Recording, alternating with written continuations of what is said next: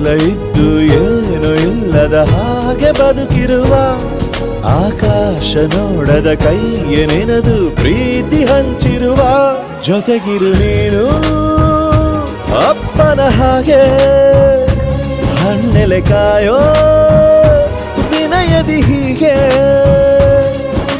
ನಿನ್ನನು ಪಡೆದ ನಾವು ಪುನೀತ ಬಾಳು ನಗು ನಗುತ್ತಾ ಬೊಂಬೆ ಹೇಳುತ್ತೈತೆ ಮತ್ತೆ ಹೇಳುತ್ತೈತೆ ನೀನೇ ರಾಜಕುಮಾರ.